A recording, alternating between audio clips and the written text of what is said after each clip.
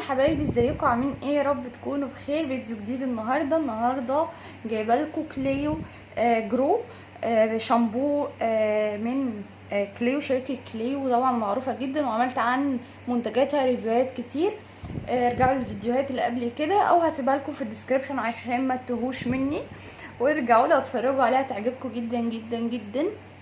شرح كل منتج بيعمل ايه بالظبط وتجربتي معاه كانت عامله ازاي، فراجعوا الفيديوهات اللي قبل كده بجد هتعجبكم قوي.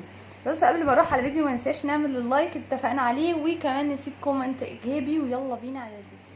انا بقالي فتره الحمد لله محافظه على ان انا ما اجيبش شامبوهات عاديه من السوق، لان كل الشامبوهات اللي في السوق هي بتبوظ الشعر. البنسين والدوف والمش عارف ايه، مهما كان فكوكم من الحاجات دي كلها. كنت طلعت اتكلمت عن الفيف او الفيف اللي هو الاحمر في ابيض ده كان تحفه جدا جدا، بس ما انصحش باي انواع تانية بجد، فكوكم منها، لان هي بتبقى فيها بلاوي وكيميكالز كتير بتبوظ شعرنا وتنشفه وتقصفه وبتعمل بلاوي، ونقعد نقول شعرنا خربان من ايه. لا، فككوا. اول حاجه امنعوا الشامبوهات دي خالص خالص، واتجهوا للشامبوهات الطبيعيه اللي بتبقى في الصيدليات. يعني روحوا للصيدليه يقولوا عايزين شامبو طبيعي يكون مفهوش سلفات، دي اهم حاجه. وكمان اللي هو السيليكون والبارابين والحاجات اللي هي بتبقى مؤذيه للشعر، بدل خالي من الحاجات دي. يبقى انت كده ماشيه صح، بتكملي على روتين شعرك وكله ان شاء الله هيبقى تمام. بس كده.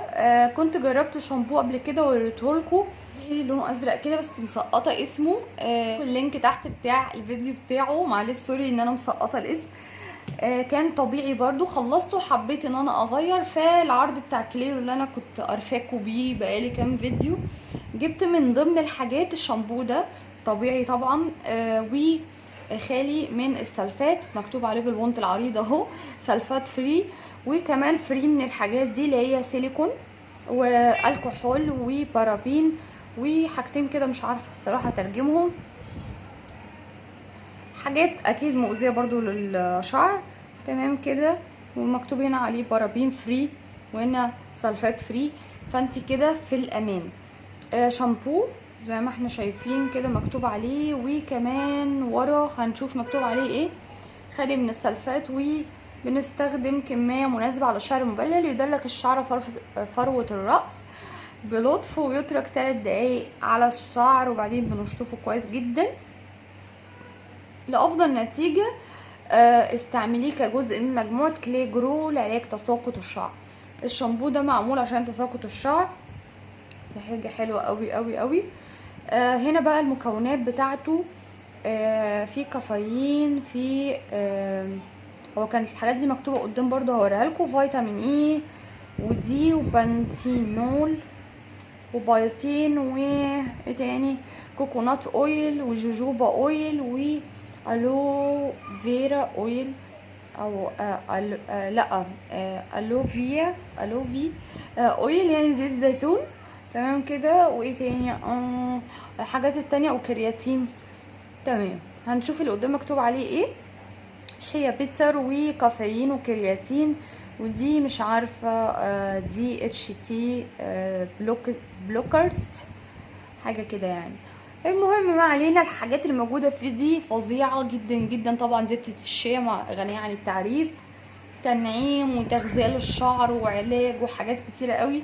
كافيين ده تحفه طبعا لتساقط الشعر، و يعني مكونات بجد كلها حلوه جدا جدا. انا ملاحظه من تجربتي ليه ان هو فعلا حلو جدا، بيخلي الشعر طري وجميل ولذيذ قوي في نفسه كده. التساقط هو شغال معاه تساقط بس بيقل الحمد لله، يعني فتره كده وفتره كده، بس الحمد لله. ملاحظه برضو ان هو مظبط على قد ما بيقدر، الراجل مش مقصر خالص الصراحه. فبجد الشامبو ده جامد جدا جدا جدا، والمكونات اللي فيه تحسسك ان انت مرتاحه نفسيا حتى وانت بتستعمليه، حتى لو فيه لسه تساقط.